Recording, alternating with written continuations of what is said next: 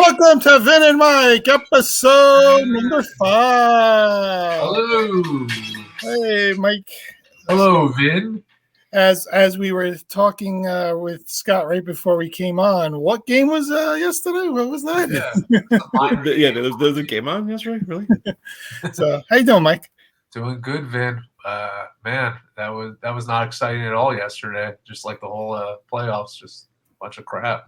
Yeah, I understand. I mean, it was probably, if you're not a football fan, now you're a football fan. And for us that are big football fans, it was probably the most exciting playoffs we've had ever. I can't even begin to compare it to anything. It was just from the divisional round through the championship games to last night's game. It was just amazing. So, but let me introduce Scott before we continue here. And Scott DelleFave is a good friend of mine for about 10 years now. He's the co-host of the MG and the Professor podcast, as he is the professor.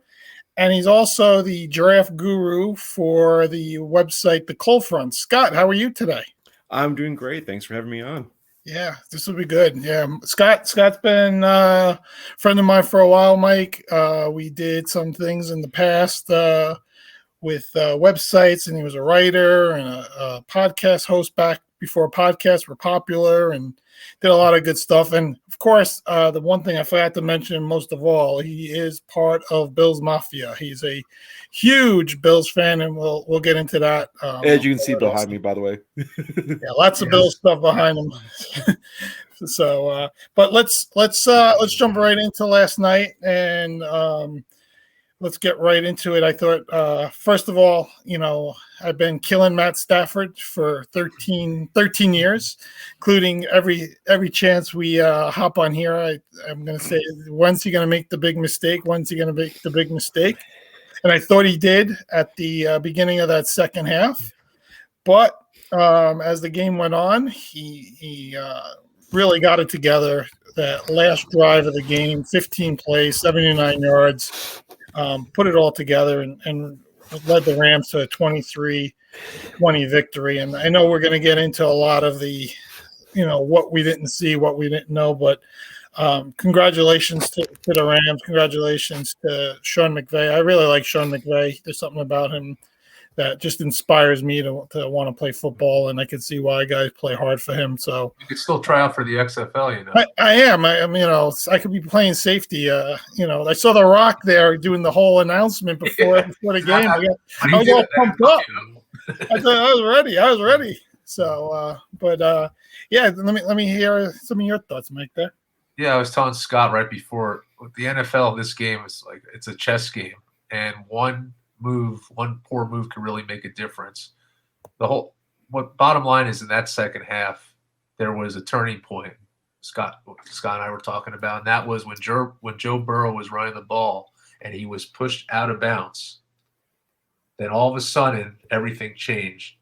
The Rams defense just got really pumped up, and a crazy stat for you.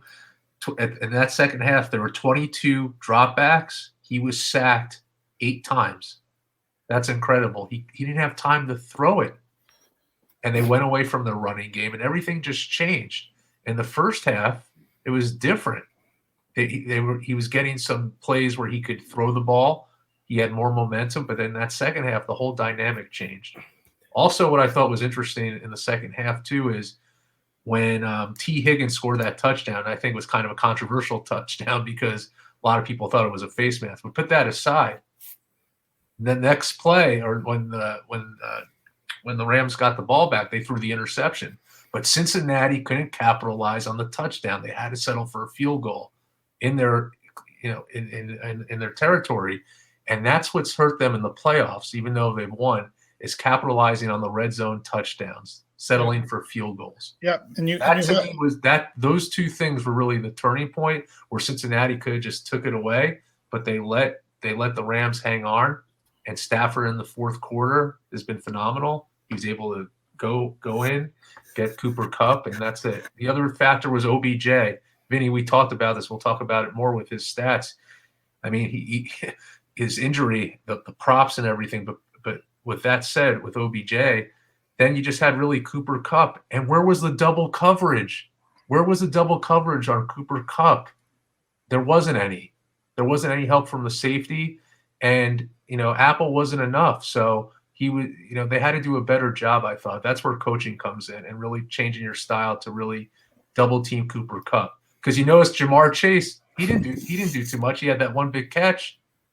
But that's why he was covered the right way. You didn't see a lot of action from Jamar Chase. Yeah. That's what had to happen. That's what had to happen to Cooper Kupp there. Yeah. You brought it up, on a bunch of episodes about the Bengals red zone defense and how they were lacking. And again, it was early in the game on that Chase long play that got them into the red zone. The next 3 plays, they didn't do anything. Had to settle for a field goal early. So, they had to settle for 2 field goals in really good ball position in that game. I thought that was a huge factor in the game. Scott, let me hear some of your thoughts on the game last night. Yeah, Mike and I were talking about that. I agree with him with the turning point of the game with that the punch that with Aaron Donald. Like, yeah, you made the best defensive player in football, if not the best player overall in football, even matter, and you've got a bad offensive line.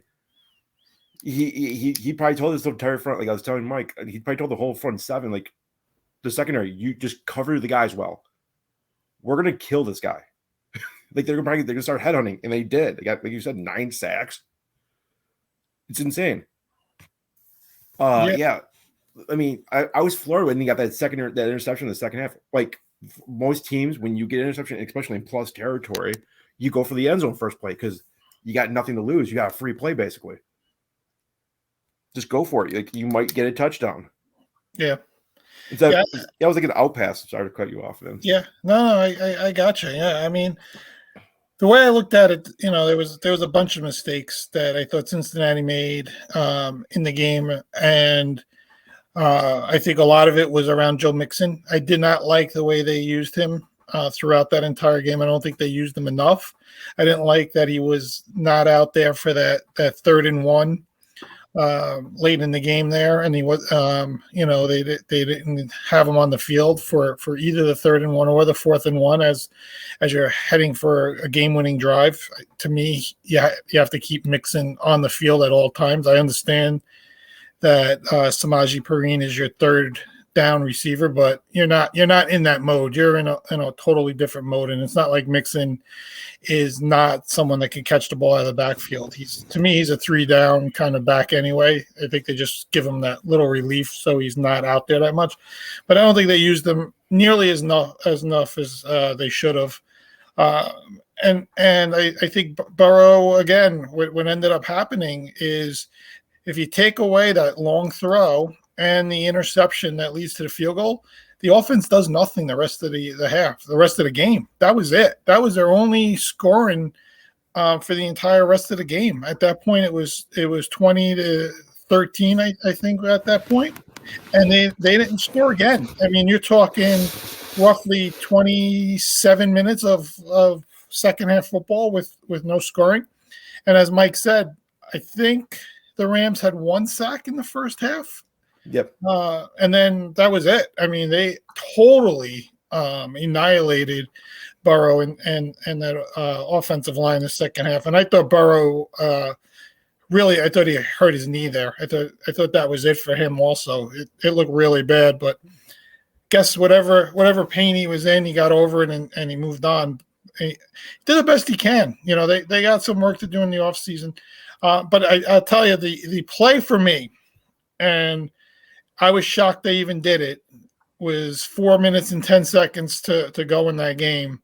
The 4th and 1, the little reverse to Cooper Kupp is, I give Sean McVay a lot of credit because I said to my brother as we're watching the game, I would punt here and because the defense is playing so well and try to get better field position, because if you don't pick up the 4th and 1 here, the game is basically over. But McVay, guts, man, that was guts. And they went for it. They made it. They got it into their best player's hand. Also, that's always something you look for, right? You get it into your best player's hand. You make a big play there. I love the call itself. At the time I said I wouldn't have gone for it. I give McVay a lot of credit. I thought that whole drive, I thought Kupp was amazing. I think that's why he won the MVP. It's like Mike said, there was nobody else doing anything on offense. Van Jefferson was struggling an awful lot out there. They didn't have really anybody else. We know they were down already. Their top tight end, their second tight end, Blanton, got hurt during the game. We know what happened to Beckham with the knee injury. They weren't able to run the ball all games, and ultimately, it was Cooper Kupp that really came through. And just congratulations to them again. Vinny, going back to what you said with the 4:30 left, Scott and I were talking about this before the show. We're both shocked at it because the other thing that is a point is the Rams had all 3 timeouts, and your defense is playing well. You're down by only 4 at that point. If you don't convert, Bengals have it at the 35-yard line. It was something deep in their territory. Yeah. Yep. But it just shows that McVay believes in his team, believes in Cooper Kupp. It was a gutsy call, and we're praising him because it worked. If it didn't work, people wouldn't. How people would be. Yeah. And I was actually shocked that he went for it. The other thing, going back to the first quarter, is Cincinnati early in the game had a 4th and 1 at the 50-yard line, and they went for it. And they had stopped the Rams before, and they didn't convert. I thought it was it was too early in the game, I felt, to go for that. You didn't need to do that. Keep the Rams deep in their territory. So what happened was they didn't convert, and then that was that touchdown to OBJ. Happened just like that. So I felt there was some coaching mistakes for the Bengals on that. And as you said, running the ball more, keeping to that running game with Mixon. Yeah, they didn't utilize him. They didn't utilize him enough. Yeah, I mean, like you said, playoff momentum is different than regular season momentum. And not punting at that point, you really just swung the entire momentum, into the Rams' favorite at that point. And I really think, the way Beckham was playing in that game, the way he was moving, the injury, I think the Rams would have continued to move that ball, and I think the game would have been a lot different. I think the Rams would have blown them out because there were some plays that were for Van Jefferson that Beckham should have been in those spots, and you could see how he didn't make the play, couldn't get open. There was a bunch of things, and I think that's really what it came down to is they just made the big plays when it counted the most. I was kind of shocked that the Rams, came out with that whole 3-headed monster running back situation and didn't really run the ball well at all. I know Henderson had some catches out of the backfield, but Akers basically didn't do anything except for late in the game, right? The second down play that gave him 1st and goal. I thought that was a nice his only really good run of the entire game. But besides that, they didn't run the ball at all. The Bengals did a tremendous job. Those linebackers, Wilson, man, he impressed me. 55 Wilson on the Bengals, very impressive. He played I thought an outstanding game. I know you have some comments you want to make on that pass interference / holding / whatever you want to call it at that point. But hey, Scott, what was some of the things that impressed you about either team last night? Well, you guys nailed a lot of them. I mean, there was a lot that impressed me. I was like I mean, I knew the Rams defense was good, but I knew it was. I mean, especially after that punch, it was just like they just cranked up the aggressiveness to 10 after that. I've never seen a team get more aggressive as the game goes on. It's I've never seen that that much more aggressive, and they were playing aggressive all game. But also, like you said, I think Mike and I were talking about Eric too, but with that jet sweep to Cooper Kupp, I think that must have been a sheer analytics thing. 100% must have been like it was just said if you don't make it, like our defense can stop them, they'll kick a field goal, and we got another chance with 2 minutes to go. That's one thing I could think of. That's the only reason I think they went for it. They feared they had nothing to lose. The score was 20-16, so I'm guessing they feel they stopped them. They have their 3 timeouts, and it's 23-16. They can score again and then force the game into overtime, which I'm guessing that's the analytics portion of it. Yeah, that's what I'm thinking too. I think it's all it was sheer just math. And and like you said though too, it also doesn't hurt getting your best offensive player getting the ball too. Yeah, I just thought I thought it was just guts, man. I thought it was guts. So Mike, let me hear. We didn't talk about it. Let me hear your feelings on the officiating there down the stretch. Yeah, so they weren't throwing anything. It was a very minimal penalized game. Now we could argue in the third quarter that first play to T. Higgins. I have to agree. I thought it was a face mask. I did. If you watch the replay, it was, and that should have been called. Now, to be fair, in the fourth quarter, they have a 3rd and 7 or 8, and then Wilson, who's had such a great game, what I saw was it wasn't a hole to me. He was just pushing his hand into the ball, and if you watch it, and the way they were calling the game throughout the game, it was just funny how the flag started flying out. I didn't think it was the right call. That would have put the Rams at a 4th and 7. Not saying they couldn't gotten it there. They could have went to Cooper Kupp. Who knows what would have happened? But it would have been much more difficult. And that was one of the plays, I think, if they didn't convert that, the Bengals probably would have won the game. So I think that was a big turning point. It was a very controversial call. Because you'll see in a game where refs are either calling it all day or they're not. And they weren't calling a lot of things. They were letting them play. I thought it was a clean play. What about you guys at the end there? I mean, the problem is with replay, you see everything much more. Like, it's like you could see anything you want in replay. It's such a bang bang thing. Like, I wouldn't have called it. Really? I thought if anything, it was like illegal contact, right? You're not allowed to touch a receiver after 5 yards. So that's what I thought the call was going to be. I didn't think it was holding itself. So that actually surprised me of the hold.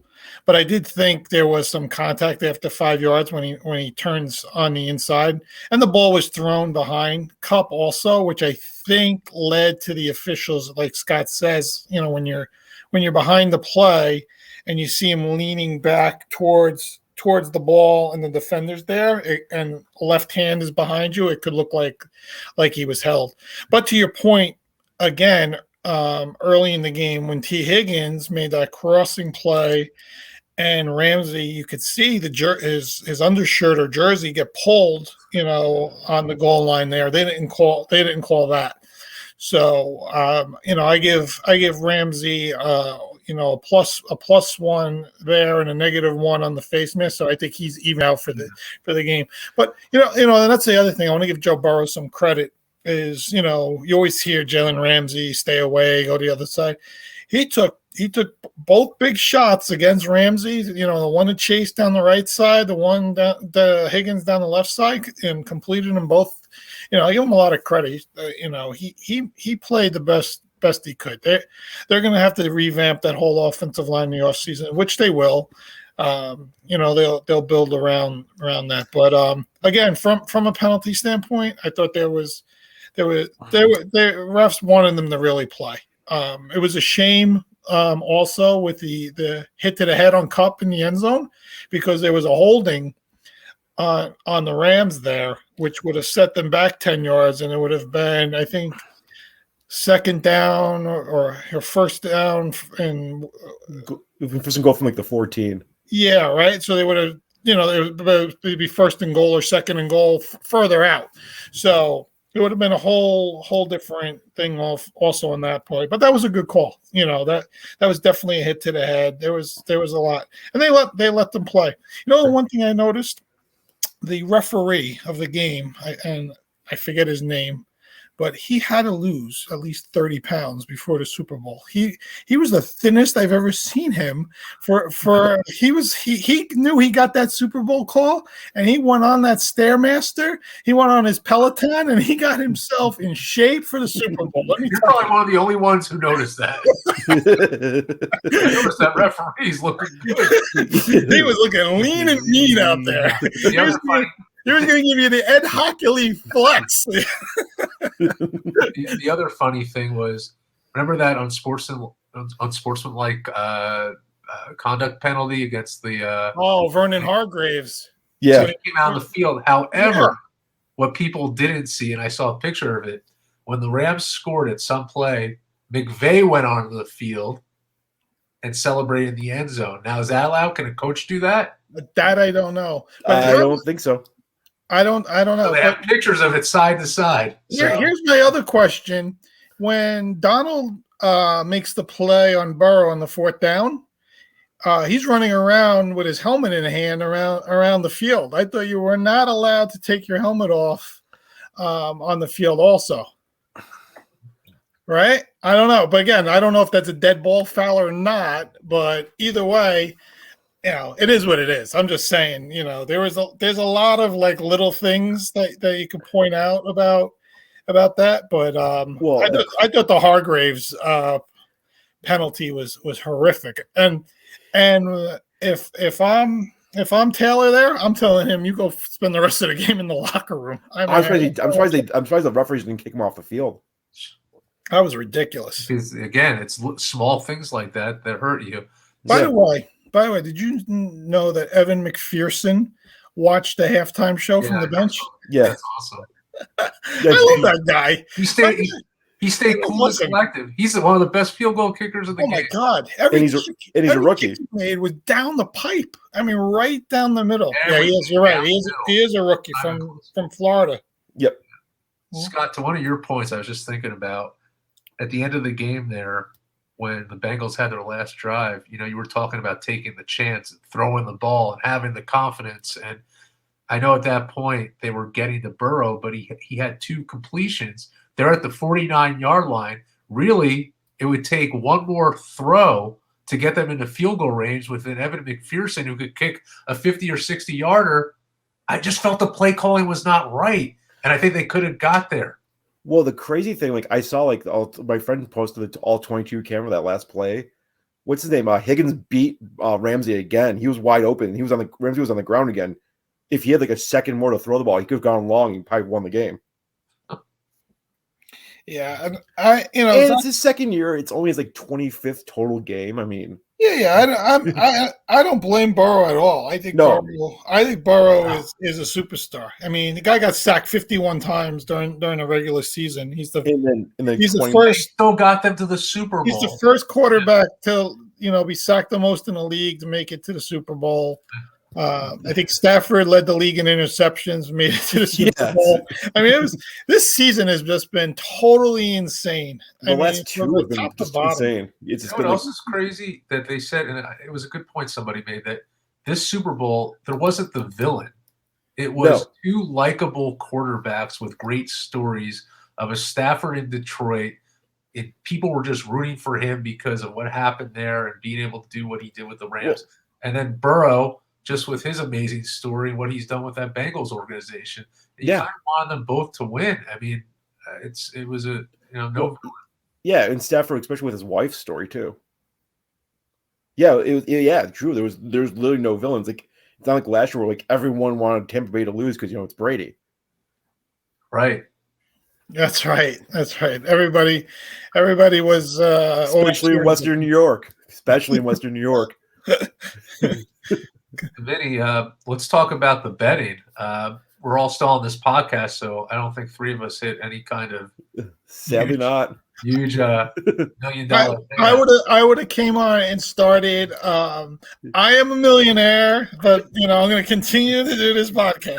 Well, I will tell you, and Mike knows this, that I did a lot of same game parlays. And my big thing was the over for Beckham at 63.5. I thought that was a good solid bet when the game started. The early touchdown, which I also had Beckham anytime touchdown. Mike said last week if he was going to make a first touchdown bet, it was Beckham. So congrats there. But I had it. I read some of my parlays to Mike. I hit, the Mixon over, the Akers under with the yardage. The both plus 250s for Stafford and Burrow. I was really excited about all that. When I saw the Beckham early touchdown and all that, and T. Higgins, I was like, this is going to be a really good freaking Super Bowl. And he crossed and grabbed that knee. I was like, there goes all my parlays. I'm like, there should be injury insurance for I'm parlays. like, that is it. I was like, he is not. I was like, even if it's a sprain, he cannot play because sprains take you 2 to 3 weeks to get back from. I'm like, that is it. Parlays are done. I was done. I put out my big C note bet, which was a Mixon the over. I think it was 63.5. Akers under 64.5 rushing, and then it was the Beckham was the over. It was a plus 437. I was like, this is gonna be the one, on top of all the other ones. And man, that was just tough. That was rough to see from betting perspective. So I still find it crazy that one of the biggest bets of the weekend was McPherson over under 1.5 field goals. That was at minus 160. And yeah, that was a great bet. Yeah, it really was because I think a lot of people took it because it was like, yeah, he'll get that. He'll get it. And he did. Yeah. Wasn't the mix? There was a Mixon over receiving yards that was like the most bet at one point. 23.5 or something. Yeah, it was something insanely low like that. Yeah, it was like 123, 20. Did he hit that? I don't even know what he finished the receiving yards. I don't know. I don't even know because I didn't like him with receiving yards, so I can't remember if he hit it or not. I don't think he did. Let me look. Based on what there, let's see. Yeah, there was a lot of different ones. I know a lot of people like the over. There's a guy that does the DraftKings betting show. He only had 5 receptions for 1 yard. Yeah. So there you go. There. So people said don't. Yeah, they said no. That's. Yeah. So there's a guy that does the betting show on DraftKings. They have a sponsored show. I think it's on MSG Network. He took the money line Rams and he took the spread Bengals.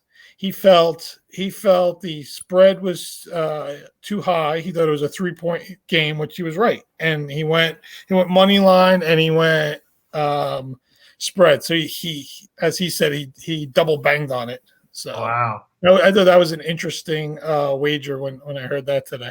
Yeah, that is interesting. Yeah, absolutely.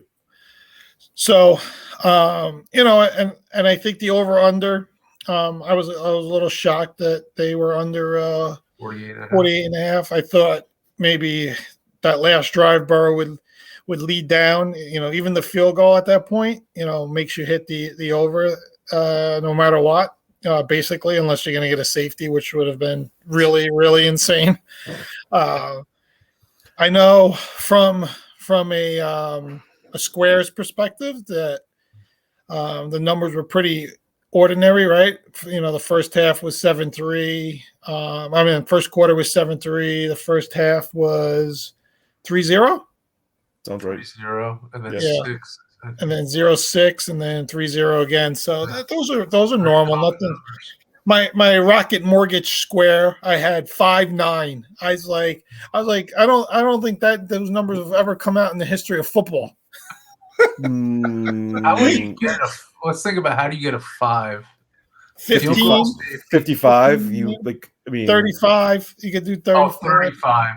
All 15, touchdowns. 15 is not crazy nowadays with the 25 2-point conversions and the extra point pushback. So, Yeah. but when even the 9, man. I mean, come Nine's on, hard. You don't see 3. nine. What do we got? 3 field goals, to start the game. 7 touchdowns.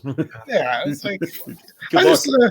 they sent me one of their emails today. Now you're part of the Rocket Mortgage. You can get a new mortgage. I freaking blocked them and deleted it because they gave me the 5 and 9. It's like I'm done with you guys already. I'm not even happy.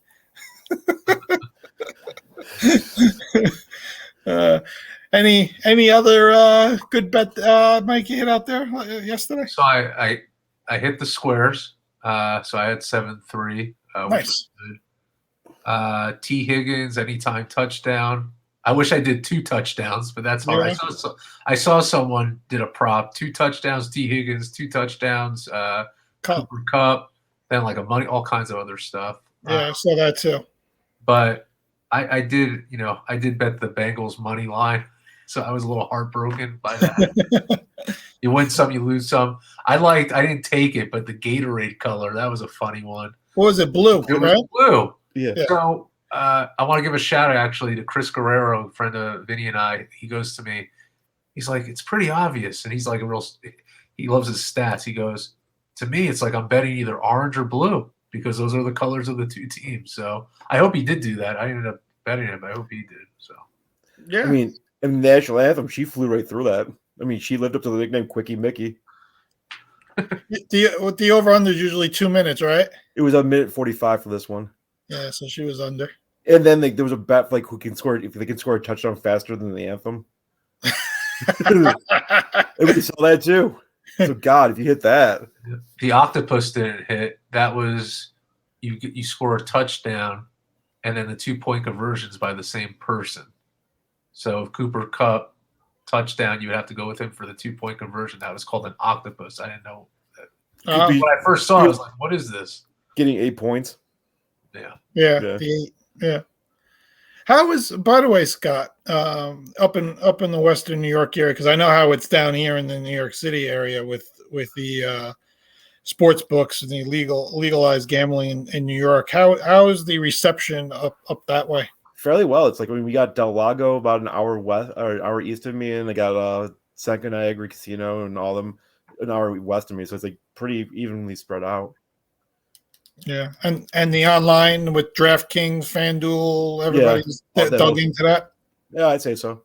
Yeah, it's amazing. I know their first month of existence in January, New York did $1.6 billion in gambling. So I'm not surprised. I can only imagine what yesterday's numbers look like. Oh God, yeah. Yeah, I mean, it's the amount of bets that were out there and the amount of prop bets, everything. It's just like the revenue's going to be insane. I want to read you something, though. Go ahead. So my friend who works at Caesars, he sent me this. I'll Yeah. read it. The ideal scenario for sports books in the Super Bowl is usually for favorite to win, but not cover, and the game to go under as a total.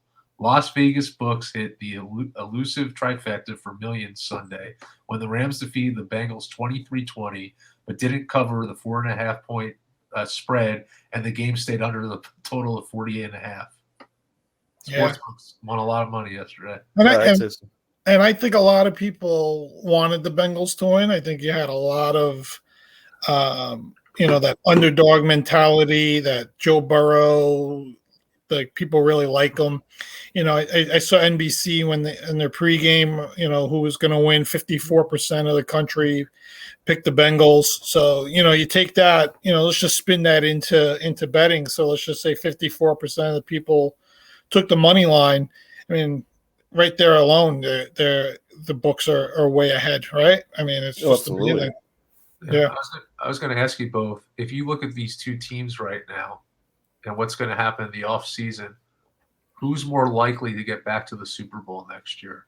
Between the two, I'd say Cincinnati. Vinny? I think the Rams. The only reason I think Beckham comes back, I think he's gonna want to stay there. Cup is amazing. I think Stafford is comfortable there. I mean, they're getting Robert Woods back. Yeah. But The only here's the big thing, right? Is Donald going to come back?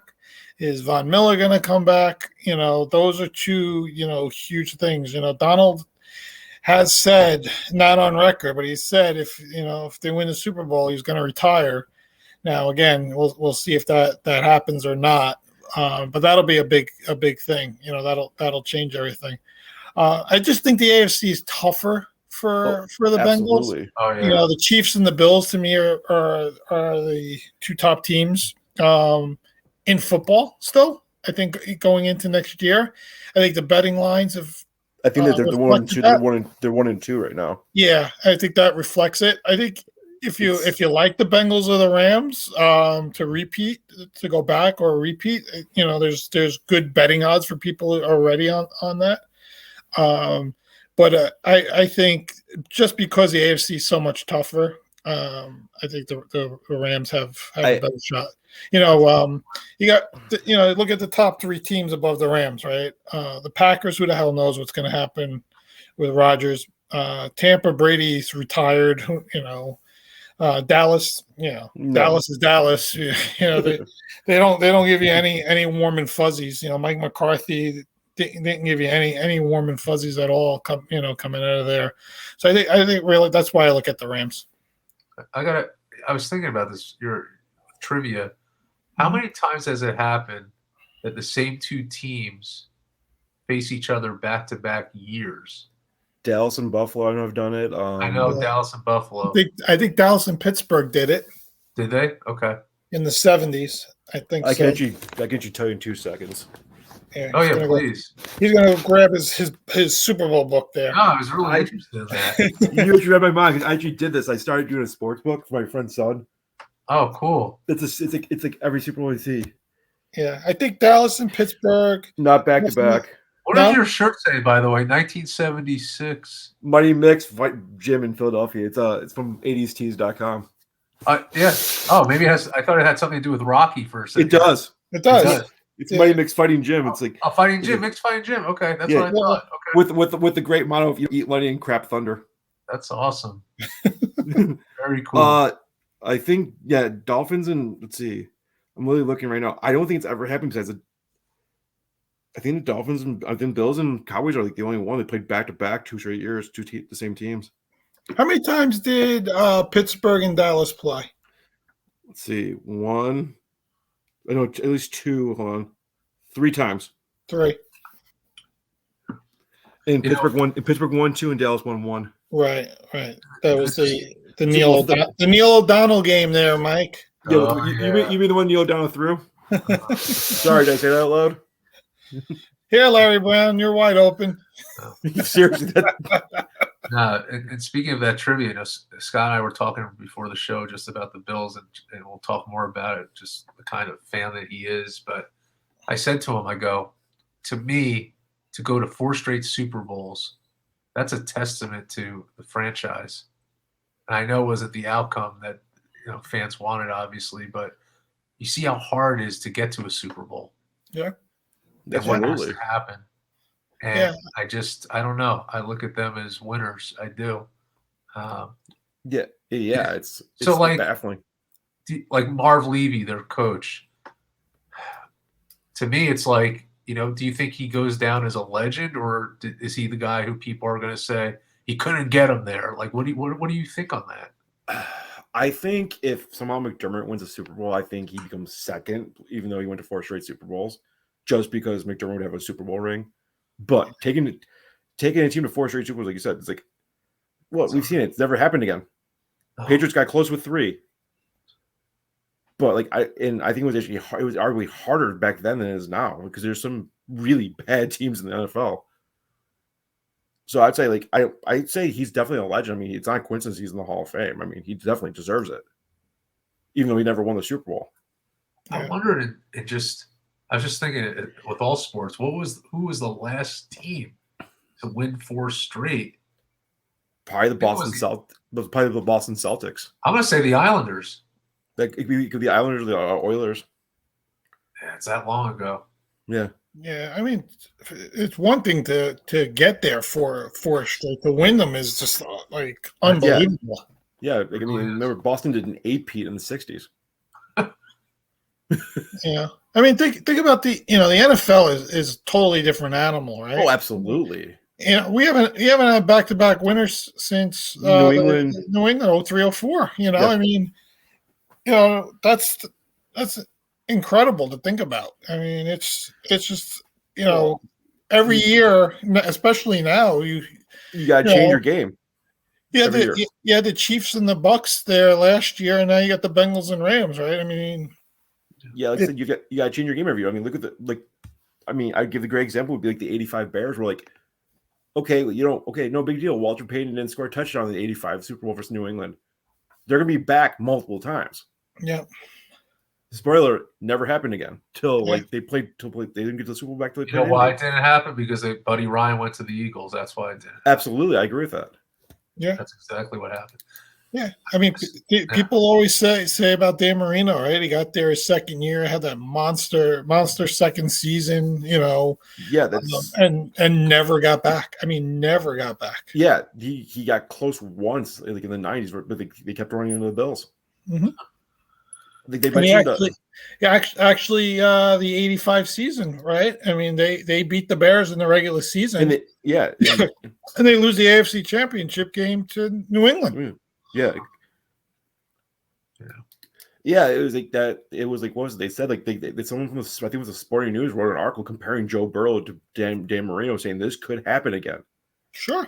Look at how great Aaron Rodgers is. Aaron Rodgers has won 4 MVPs, won a Super Bowl, and that's the only Super Bowl he's been to. I mean, the guy looked like the next coming of Joe Montana at the time, or the next coming of Tom Brady, whatever you want to say, and really has failed since that Super Bowl win. I mean, he's 1-5 in championship games, something like that. Yeah, it's insane. Yeah, I mean, and the guy is a surefire first ballot all-time great Hall of Famer, and it's hard to get there. Drew Brees is done, right? Basically had all the records when he retired. Went to the 1 Super Bowl, and that was it. I mean, it's very tough to get to the Super Bowl, and it's tough to win. Or look at Phil Rivers. He never made it to he didn't even get close to the Super Bowl. I think it was the what years? I think it's 2009 San Diego Chargers had the best offense and the best defense, and they missed the playoffs. Yeah, even the big Tomlinson year, right? When Tomlinson with the 30 touchdowns, I think they lost the AFC Championship that year to New England. I think that was they left the gas. All right, something like that. Yeah, that's when the Giants came in and just went, okay, we can do that, but we can do it better. We'll just blitz them the entire game. Novel concept. It worked. Yeah, so to say 4 straight Super Bowls. Yeah. Again, I think it's something amazing, and I think we talked about this once before. I think a lot of guys on that team, and Scott, you probably could talk to some of them. Probably, if they win 1 Super Bowl, turn into Hall of Famers. I can name about 5 players that should be in the Hall of Fame. Go ahead. Let's hear those guys. Steve Tasker by far, because I mean, it's much legal that he should be like the best. I mean, even what's his name, Matt Slater from the New England Patriots said he's the OG. He should be in the Hall of Fame, and he's the best special teamer of this generation. Yeah, he should be at Ken Hall, the starting center. I mean, he played for the Bills from 1985 to 1995, didn't miss a game. Jeez, including all 4 Super Bowls. Not in the Hall of Fame.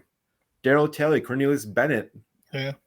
These guys should be in the Hall of Fame. I mean, they get to the semifinal and like, oh yeah, we're not gonna put them in. Yeah, I always think of Darryl Talley. I remember watching those teams in the 90s, man. That guy, man, he made every play. I know Bruce Smith was the beast, and and Cornelius Bennett on the other, but Talley was that middle linebacker that did all the things like Mike Singletary did, and not saying he's at that level, but he just made like those kind of plays, all the time. I mean, look how long it took Andre Reed 14 years to get in the Hall of Fame. Yeah. And he was like, when he retired, he was third all time on like every receiving numbers, and they couldn't get him in sooner because there's a log jam. There still is a huge log jam, like players, coaches, and all that need to get in. Yeah, they need to do. They should. My friend Ron Clements wrote an article like for his like blog saying they should have inducted like 100 people that should just to clear out the log jam and just start new. Well, the problem is these guys sit there, right? And then you get your sure first ballot guys that's get there, and then guys sit there for. I mean, look at Torrey Holt is sitting there now, and it's Reggie Wayne and Hines Ward, and now you got Steve Smith that's joined that class, and Andre Johnson has joined that. Those are just the receivers, Yeah, absolutely. Rondé Barber, who has, I think he has, he's like the only guy to have 30 interceptions and 30 sacks as a corner, something like that. Yeah, he's just sitting there. I mean, it's just crazy. It is absolutely. Like I said, and there's some good coaches that aren't even in yet. It's like, wait, he's not in. I think that's also part of the problem. Like people assume, like I think some of the voters think, oh, he's already in, isn't he? Yeah. Well, it happened with John Madden, right? Like John Madden. Didn't get in for a long time. People didn't realize that he retired from coaching in 1979. What year did he get in? I think 06 or 07. Yeah, it took almost 30 years. I think it was honestly just. I think what got me is the video game. Yeah, what took so long? His winning percentage is I don't get it. I don't know why. You got me.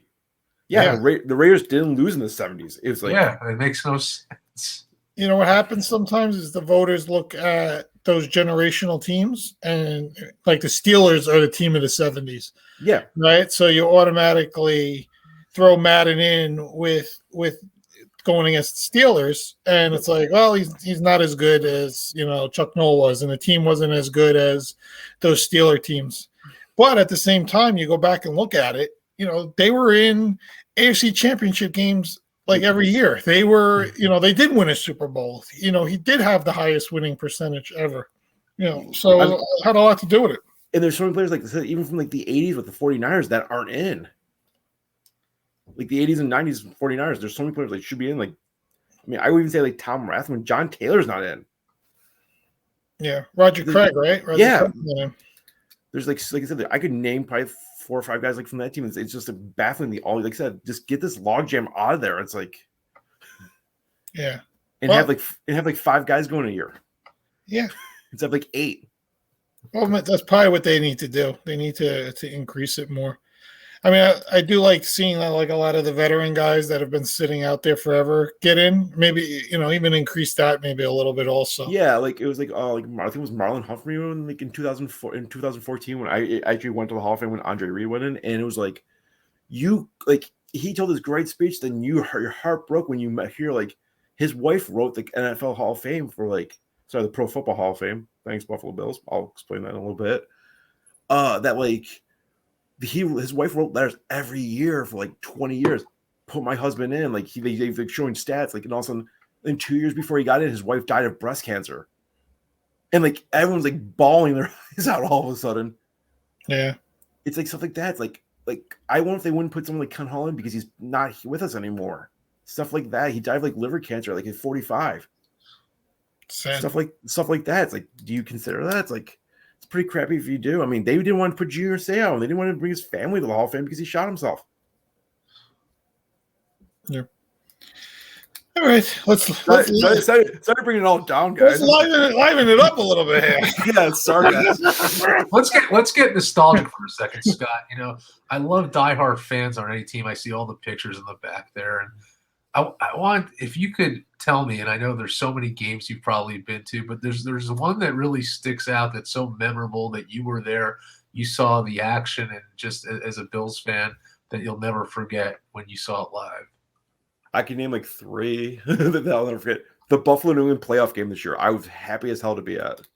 That was just the whole experience all day. It was so bitter cold. It was like 2 degrees for the entire day. It was freezing. I was in about 3 layers on my top, 4 layers on my bottom. I had 3 pairs of socks on. I had my work steel toe boots on. I had 3 Heinekens in the parking lot, 3 shots of Fireball, and about 4 volts inside the stadium just to stay warm. Like that, and then all of a sudden, everything just clicked. And it was just like they said, it was the best game I've ever been to, bar none. What a blowout! And it's against New England too, and like it was literally the perfect game, like everyone calls it. It was. It was. Yeah, he. I think. It was. He played the perfect game. It was the perfect game. The only thing was not perfect was Tyler Bass got 2 extra points blocked. That's it. Sorry, wasn't totally perfect, but I'll take it. I would say I went to a Bills Raiders game in 2011 where like the second half, like the Bills scored on every drive and they came back on the Raiders and won. Sorry, Vin. Stuff like that. It's like there's been crazy games I've been to. It's like even when they've lost, I went to like the Bills Houston playoff game down in Texas. That was amazing to be at. Plus, it was nice to be in 70-degree weather in January. And it looks like you've met a lot of, based on the pictures, you met a lot of the players. I have. I've been lucky about that.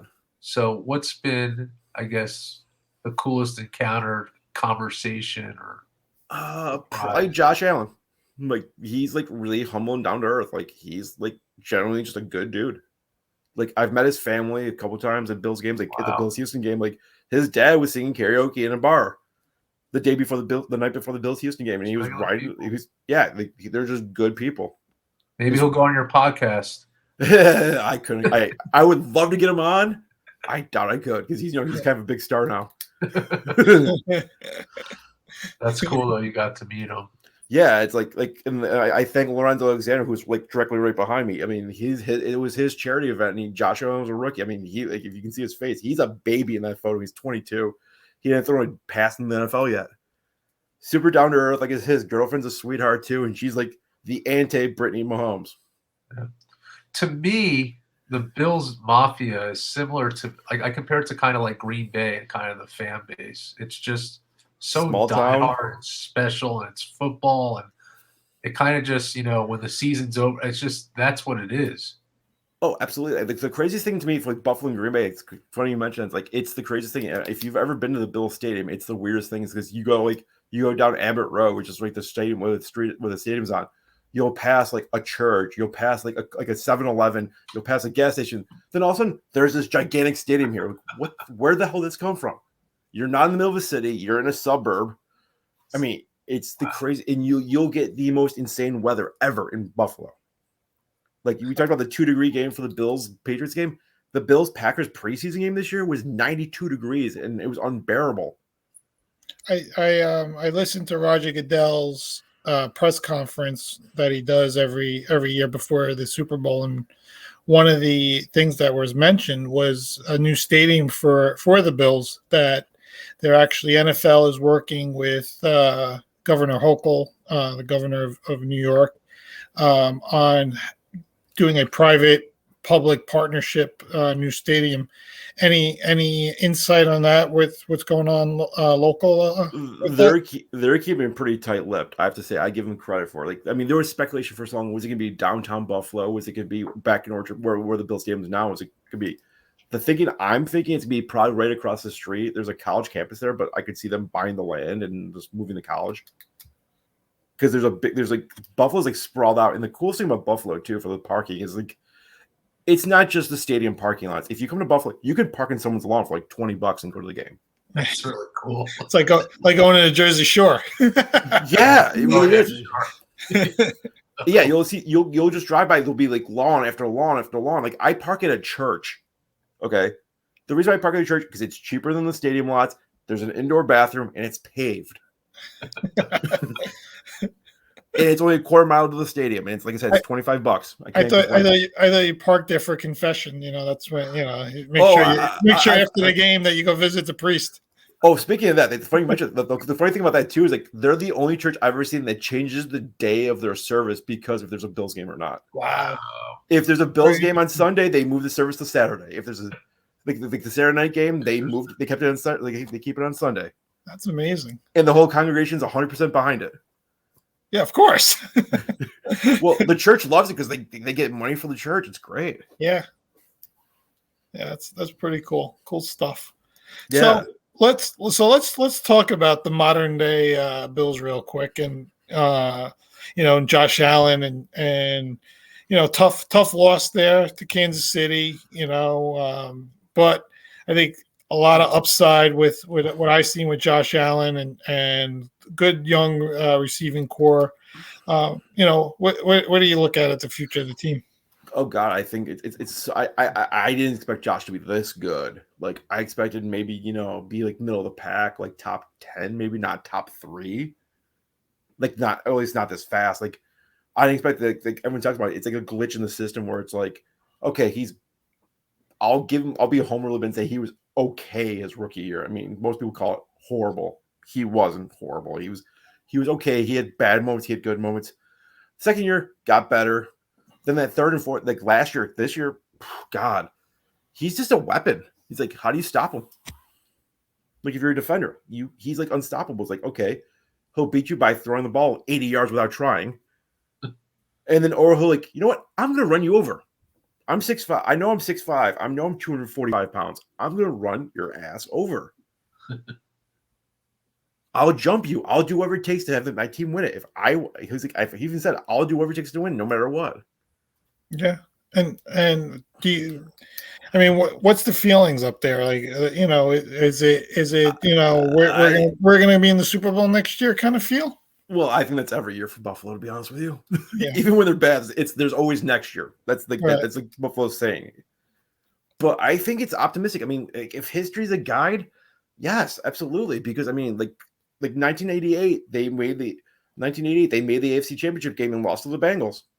1989, they lose in the AFC divisional round to the Browns. In the next 4 years, they make the Super Bowl. So if history's anything, maybe. But like we said, I mean, it's going to be a war to get there, but I think they can do it. Like, I think they were in the Super Bowl. I think they beat the Rams. Josh has in his head they can beat. I mean, he beat him last year. I mean, that was an interesting game to say the least. But I don't know. Like I said, I'm fully confident in the team, especially if they can just keep building on the team. Like get more defensive back. I think they're going to go early. They may even go receiver early. They may even keep them bolstering the receiver core. Do you see they have any weakness at running back? I think Singletary got better as the year went on, but do you think for you as a fan, would you make a move there?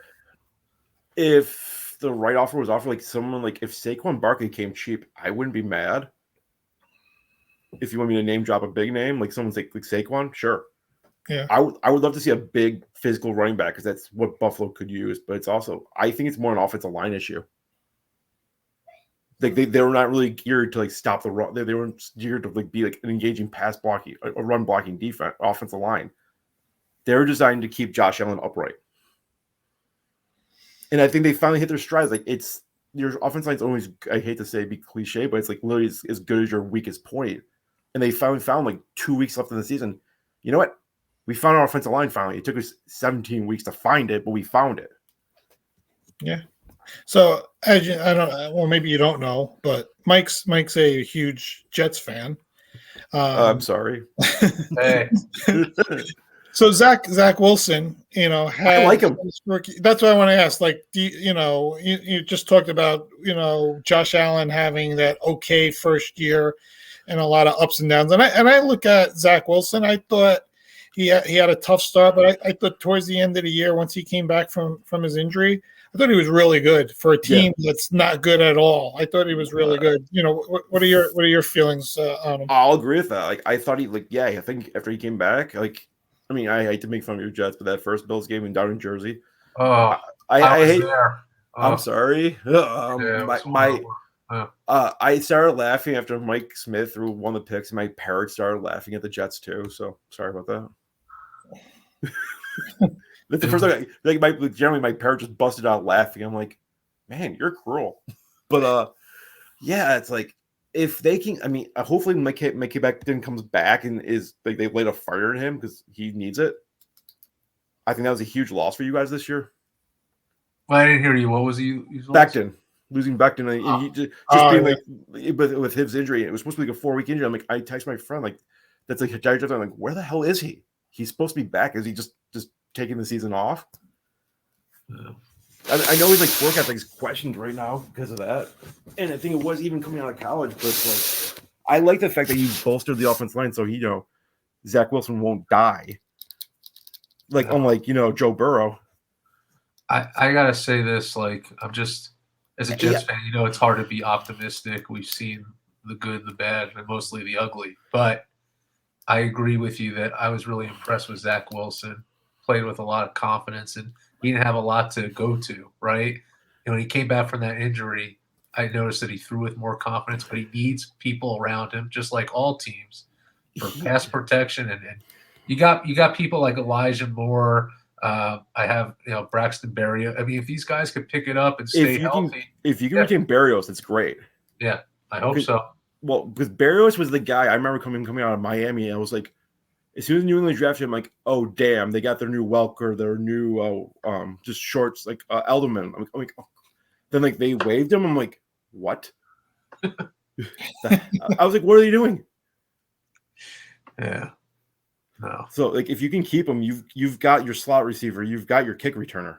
Well, I want to let you know, everybody, that the Jets are plus 15,000 to win the Super Bowl next year. That's it. So get your bet in. Well, I think they're the bottom three with the Houston, the Jacksonville. I think that's what the Bengals were this year too. So you never know. Yeah, the Bills are right on the top, plus 750. They're tied with Kansas City. That's a decent bet. Plus 1,000. Cowboys plus 1,400. How's Vince Raiders? Plus 1,400. Raiders, I think, are plus 2,500 if I remember. There you go, Vin. We'll see how Josh does. Mm-hmm. Oh, Raiders, sorry, plus 5,000. Oh, well, that's better. More money.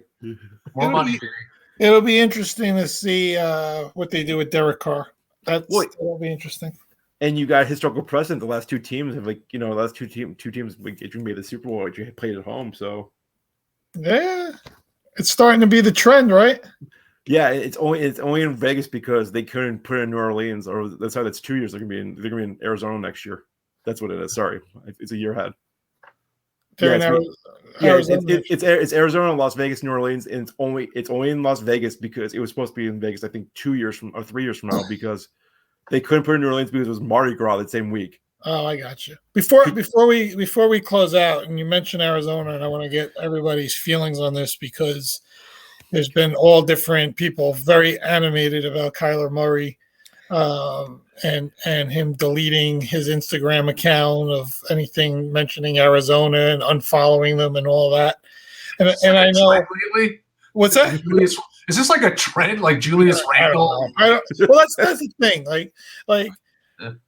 What are your feelings on it? Like, is it immaturity? Is it something that your agent's telling you to do to try to get that 5-year, $200 million contract? I mean, like what are your feelings on it? Go ahead, Scott. I think it's idiocy. Like I don't know if he's trying to leverage like a baseball career out of this or what. I don't know what the hell he's doing. Like, I'm sorry, like grow up. Like, I don't think he's a leader. I'm sorry. I'll go on the record and say that his leadership sucks. Yeah, no, I looked at him and I mentioned on one of the other shows that one of the things I noticed is he's really short. Like I didn't really realize it until they had the camera behind him. Yeah, and he's tiny. And it's hard for him to throw the ball over those 6'5" like offensive linemen. And I think he struggled without Hopkins being out there. I think a lot of the blame got pushed on him for the way the team played down the stretch. Well, you're a quarterback. And I think he's just not happy with the way Kingsbury ran the offense down the stretch. But I don't like the whole immaturity aspect of it. I get it. He's 24 years old, and you do stupid things at 24 years old. But you were a number one overall pick. You're seen as the franchise quarterback. I'm sorry, grow up. You're in the spotlight. You're the guy in the spotlight. So, all right, Scott, I want to thank you for making some time with us. Absolutely, tonight. Really appreciate it. Anything you want to shout out before we close out? Just the coldfrontreport.com, and I'll say my MG and Professor show and I'll provide a link to you guys later on if you want. Yeah. We'll throw it up on our Instagram. Again, our Instagram is Vin and Mike podcast. You can go to Instagram there. You can go to Twitter. We're at Real Vin and Mike there, and we also have our nice Facebook page now for all the social media loving people out there. But the like always, you'll be able to grab the latest show right off of our Instagram, and the links are there. So, Mike, any last second things? No, it was great having Scott on. And now that the Super Bowl's over, Vin, we're on to what? We're on to basketball. We're on to March Madness is right around the corner. That's right. And I'll throw in real quick my Kyle Busch Daytona 500 pick for next Sunday. Get that in, people. Please put that on Instagram. That's right. I will. I'll throw his number 18 right up on there. No problem. All right, guys. Thanks again. Thanks to everyone out there. Thanks for everybody. Everybody, have a good night. Yep. Thanks again for having me, guys.